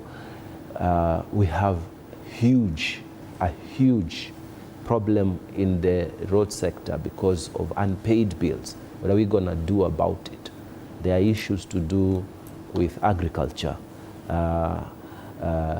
We've just gotten into the whole new spectre of mining, you know, and Kenya needs to hear what is it that, as an administration, President is doing with Turkana oil, for example. We all know that millions of cubic centimeters of oil exist there. We have not pulled it out. The mining sector, the blue economy. We've got a lot of stuff that we need to deal with as a nation. So from where I sit, it will be the least of my concerns to do politics at this time. We have plenty of time to deal with political issues at a later time. So if I was to advise anybody on this matter, I would say, let us ignore the noises that GACHAGUA is making. And if I was to advise him, I would say, just focus on your constitutional mandate. Your constitutional mandate is to assist the president in the execution of his duty, which means the president is supposed, for example, to tell us, to give us direction on things to do with foreign affairs. Are you able to help there? The president is supposed to deal with matters economy. Are you able to help us there? And I'm not understanding for the life of me what is the difficulty of working with a president like William Ruto. Why I say this, our president is hyperactive. He's so, I mean, he pushes so hard. So being a deputy to a person like that, it must be the easiest job, because all you need to do is to get into rhythm. It is a different scenario where you are dealing with a person who doesn't want to do anything. He's maybe elected. I mean, we have governors like those. People are elected at their second term. The deputy president has serious concerns. How do you think he should address those concerns? You see, this is another thing. Concerns even about his safety.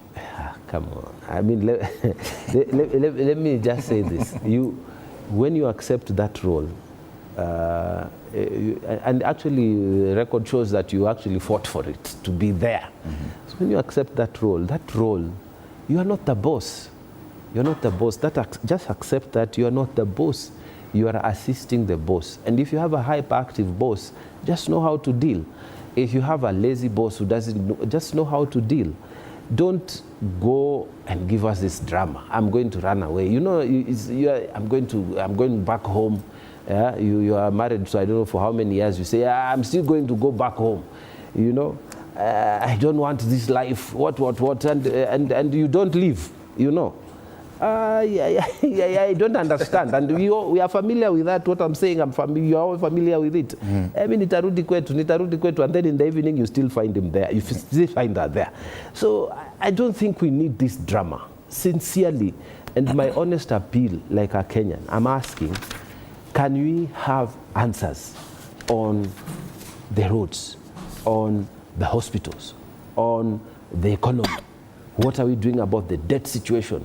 This is one of the things we got elected on. We are used to politicking for 5 years. We saw what happened even in the last administration, that one person was out there campaigning for the presidency for a very long time. And one wonders, Honorable Elachi, is it too soon to start talking about 2027? Because organizations and reorganizations that are happening here could be indicative of what's to come ahead. Fine, it's barely 2 years since the last election, but is it too soon to start talking about what's coming ahead? Well, it is too soon, yes. But then let's now go back to where all this started. You see, I will say this. In the last regime of Uhuru and my president, they started this madness. And so both of them must agree, that is now the deputy and the president, that you did it in the last regime. Welcome to it. Mm-hmm. Now, can you learn? Because I thought there were learning lessons at that time that you can learn, that you will not want to have such unhealthy leadership for yourselves to run the country. Mm-hmm. And so they have to. And sometimes in these things, you see, sometimes God wants to tell us something, but we sort of say we are prayerful, we are this, and we blind ourselves. There are many things God has taught us, and I'm hoping this leadership is learning very tough lessons, that there are things you do when you're in leadership, please never do them again.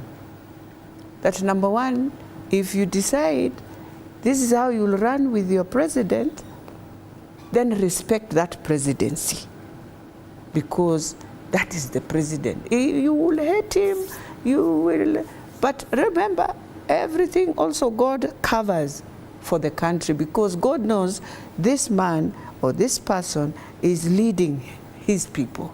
Mm-hmm. And he would wish to see us lead well. That's why when we are not leading well, he will come and punish us through our children. Now I am saying, because we normally say we are in the Bible, now let me use that today. And then you come back, even if you don't want to say it outside there, I believe in your closet you go and repent and tell God, I know, I went through this. I will hate it to be in my leadership. And now come to this other side where we have leaders who are pushing the same way and telling the president, oh, you know, oh, you know. And that is why it becomes very murky. First of all, we must accept as a country, we are still very tribal. That is why when the leaders were being chosen who have been our nominees now, their area, they become so happy. They didn't even remember it ideologically. We did not believe in these things. They were so happy. They have joined now. So that's, and I repeat, that's how you see Kenya. Mm-hmm. Isn't that an indication of what to expect come 2027? Oh, yes. This regional balkanization is what we're going to expect. Yes. I'm hoping the Gen Zs, our children, are going to change it. But I will tell them, that's how we are. How we get out of that spirit of saying, my tribe, my tribe. For us, you know, we find ourselves in a very, we jungle a lot because your father is a Luya, your mom is a Kikuyu, your grandma was a Maasai, and you're just in this mix. So, you know, we find ourselves also, you're tossed all over and you don't know, but we have learned to just move. But then, the issue I would request now, Mount Kenya, leaders, all of them. So you have your leader, because that's how we are. You know, without pretending, you have your leader.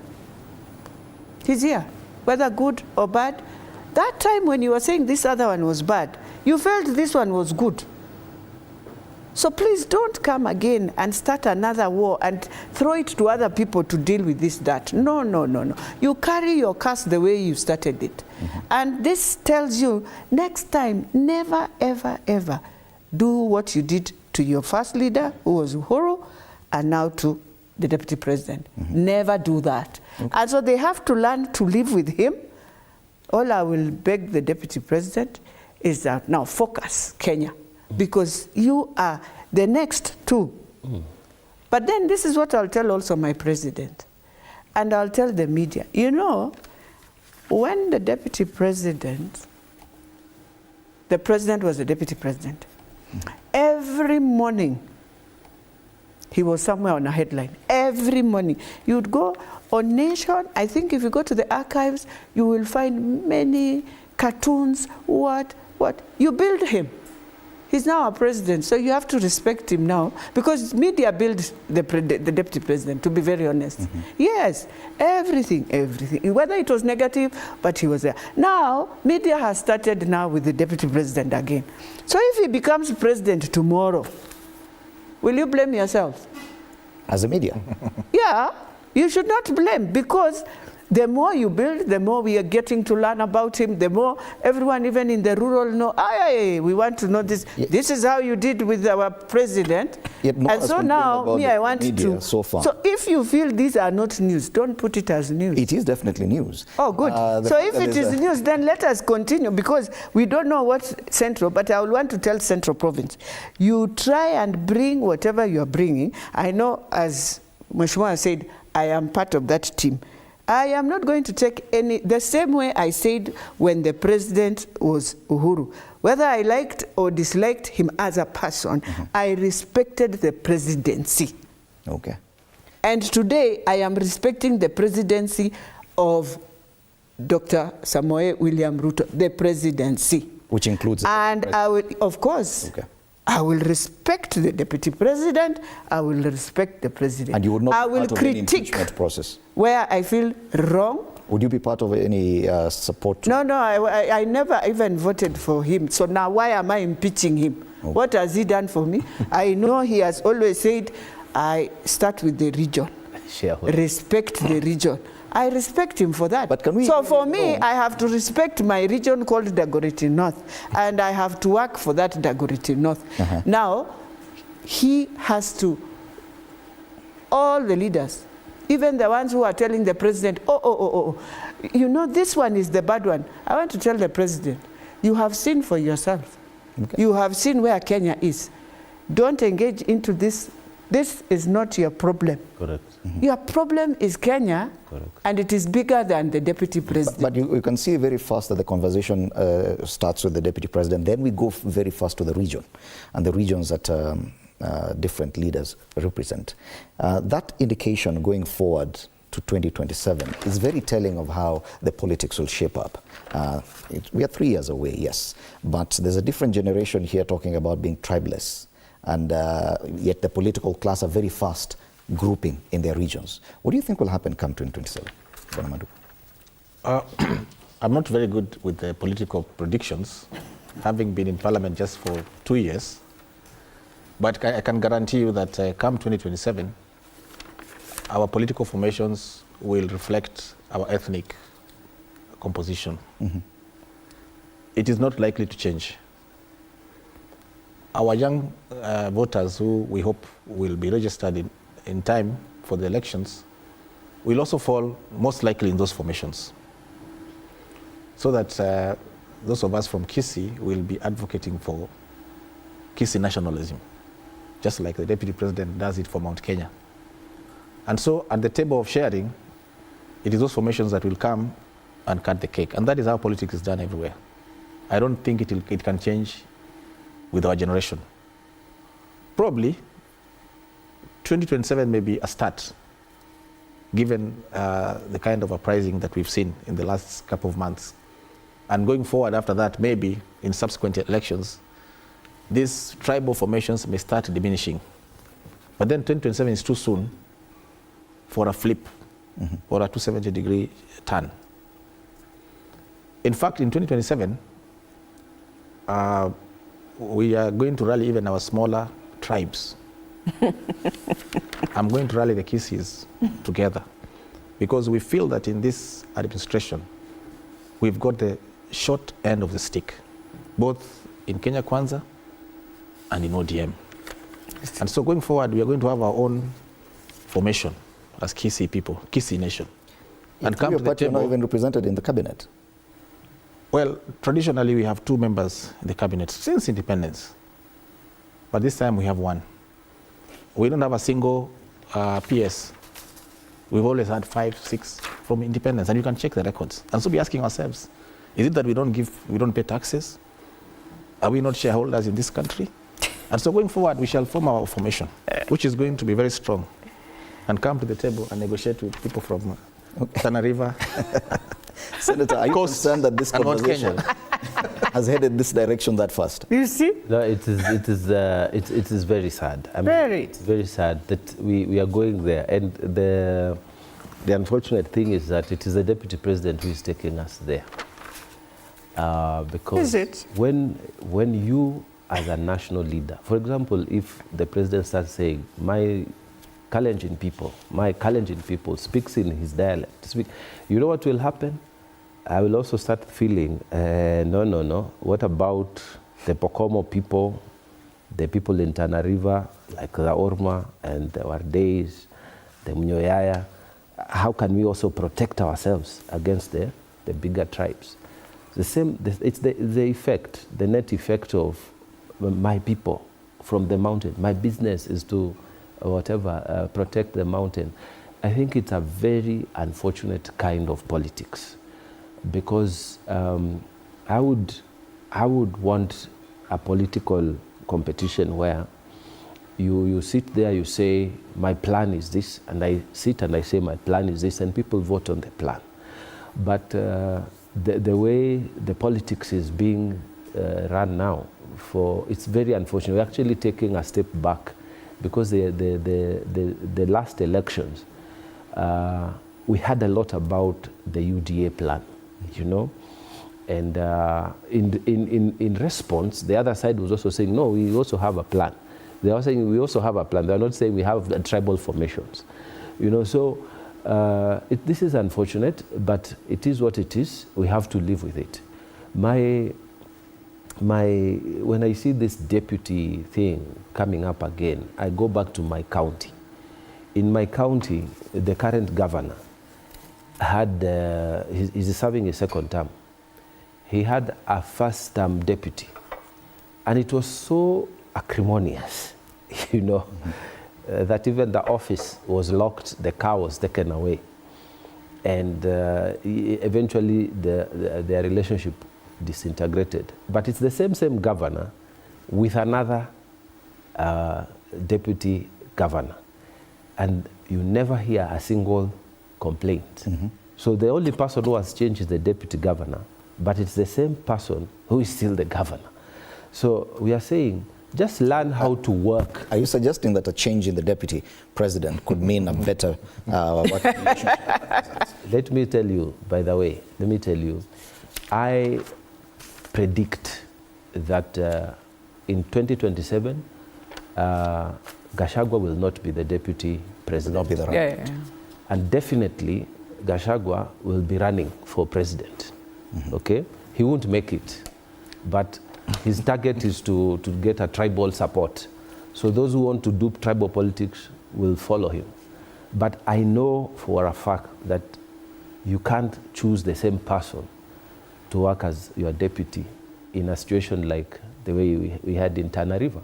When the governor, the same person, changed his running mate, we never hear any conflict between the two. So the point I'm trying to make is that if I were the deputy now, just learn how to work with your boss, you know. With the knowledge that you will not be the running mate campaign. Even if you are not, I mean, if God has given you even 1 year as a deputy president in Kenya, thank him. What's the big deal? I mean, it doesn't change you. Today you are a deputy president, tomorrow you are not. 2 years ago you were, today you are not. I mean, what's the big deal with this? I keep telling people, I served as a member of parliament, as a very prominent person in this country in different ministries. And you see, if you as a person, you are not affected by these things. Today you can be this, tomorrow you are not, and it does not affect you, you see. So you shouldn't be holding those positions like they belong to you. They are not yours, they belong to the people of Kenya. But so, is it sustainable to have such an acrimonious relationship in the presidency for another 3 years? Is it sustainable even for the president himself? You see, it's how you handle. It's how you handle. if you keep engaging, like I've said, this is a situation where we need to ignore, okay?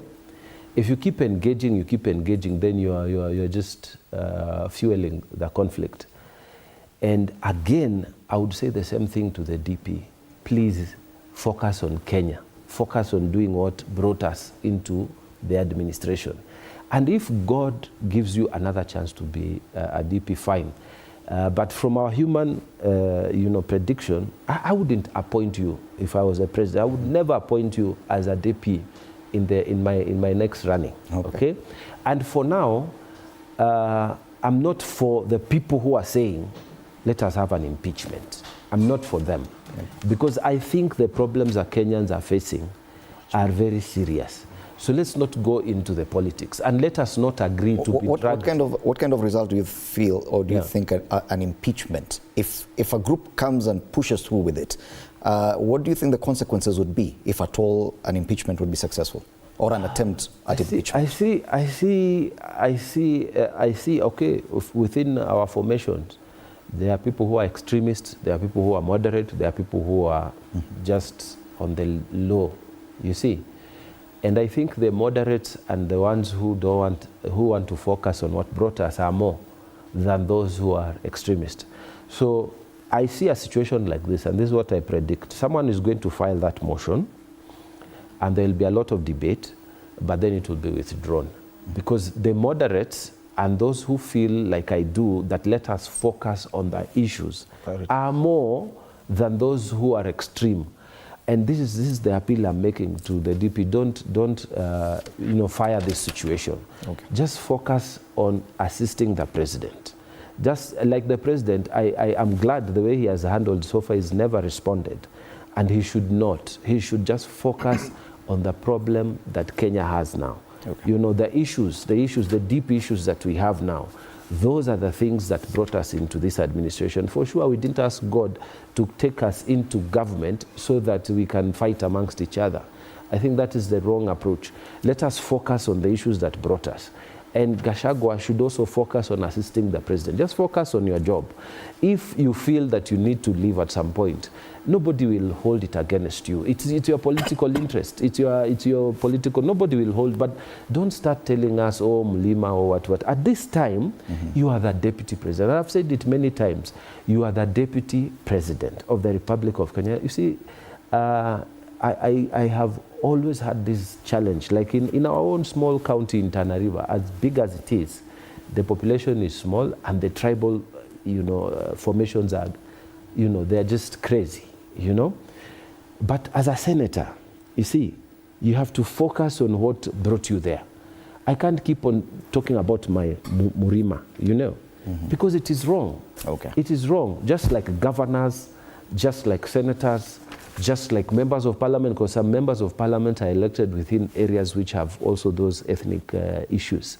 So our prayer is that he will focus on what brought us there, and the president will not be drawn into this. He will continue to focus on the work. And also, but for how long can you hold on to that? The members of parliament, by the way, I pray that they don't get us out of the issues that need to be sorted out. They don't go into politics.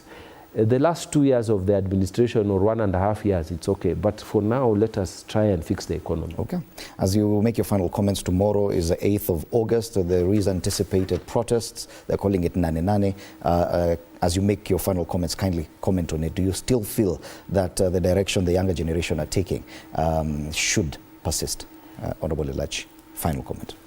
You see, they have a right to picket, which I think is important also. It awakens the leaders. But I will also humbly request them that as you plan, let us try and not to now. Many people have suffered their properties. We have gone into worse, where markets have now gotten burned. And so you imagine everyone is just going down, down, down. So my prayer will be, and those who come and infiltrate in and start bringing violence and looting of properties, as the IG said yesterday, I think I support, But then the question will be, how do you deal with that? Because they are within the others. And then that's why we find ourselves, young people finding themselves now killed, and which is not also kind for the country so far. I remember the last time I was here, I know I said a statement, and many people wondered, why have I said that? But now, at the mortuary, we have the exact number I said, that I feel we will come one day to find people dead. And that's what is now unclaimed at the city mortuary. So I don't think we would wish to see any more deaths. Okay. And just plan well. And you can even just do the way other countries do, even in Europe. I think Kenyans people have respected them so far on how we do our mandamanos. Okay. But then the most important thing should be you allow other places to do what they do. Okay. You have identified the area where you want to go and pick it, then you pick it and now bring the, as we do, let us now do it and getting good results as we move. Okay. Because we also don't want to see all these young people have died and there's nothing going. Nothing to show for it. Yeah. Thank you. Honorable Manduku. I want to agree with my colleague, Honorable Elachi, that the young people maybe now need to give the president some time, because I think from the onset he has shown a good amount of goodwill by first agreeing to reconstitute his cabinet. We hope and pray that he will now cascade it downwards to the PSS and also look at how he can, in as much as possible, make an inclusive government. And so my prayer to the young people is that first to assure them that they've been heard. But secondly, also to tell them that these protests are leading to more deaths, more destruction of property. And no amount of legal redress or anything can bring back those lives. Mm-hmm. And give the president some time, because we are still here in this country, so that he can try and get us back on the path to recovery fast, even before we start talking about growth. Mm-hmm. Bearing in mind that as a consequence of these unfortunate events, we've lost a whole finance bill. And so from where we sit in Parliament, we know that even our resources are going to be constrained. And we cannot afford to have losses upon losses. Okay.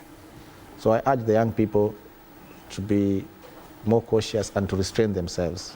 Okay. And given that even criminals are easily infiltrating the protests, then probably rethink on how to go forward by, if possible, avoiding this for now.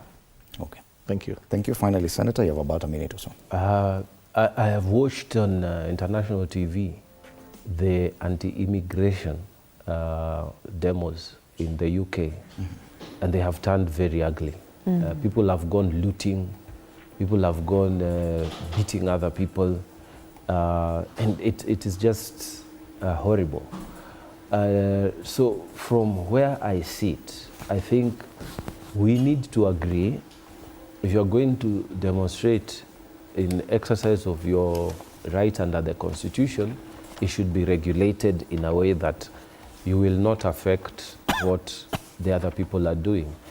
I want to make this point that the current acting Inspector General of Police has done a good job, because he has come out, unlike the previous one, to tell us what to expect, what the plans are, and we hope every person who wants to demonstrate will feel confident in doing it, but also give confidence to the other people who want to open their shops, their restaurants, their offices, to allow, so that we can coexist. My appeal is, where your rights begin and where your rights are ending, that's where my rights are also beginning. So let us give ourselves that respect, because it's our country. And okay. I mean, you want to do your thing, allow me to do your thing. The same way we could be all going to town, somebody is going to sell cigarettes, I'm going to sell legal services. So, and I am not interfering with you. You are going to demonstrate. I'm going to sell legal services. Don't interfere with me as I don't interfere with you. Okay. Let's learn to live within the, let's regulate our thing. That is what I'm saying. Thank you so much, Senator Danson Mungatana, Senator Tana River County, Beatrice Elachi, MP Dagoretti North, and Daniel Manduku, MP Nyaribari Masaba, our panelists this morning on State of the Nation, as we take a look at the big headlines that are on our dailies and some of the big discussions going forward, not just today, but also this week. Thank you so much for watching this session, and thank you for your time at TV47. A lot coming up, it being a Wednesday, some discussion on